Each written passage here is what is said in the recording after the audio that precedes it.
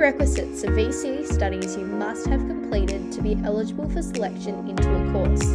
They are set 2 years in advance so that Year 10 students can plan ahead with their subject choices in Year 11 and 12. You may be wondering, where do I find the VCE Prerequisite Explorer tab?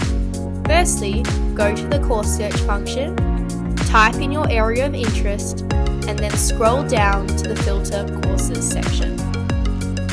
After that, you'll be able to search prerequisites for 2025, 2026, and 2027. You will also be able to show courses that you are eligible for with your VCE study program, as well as courses that have no prerequisites.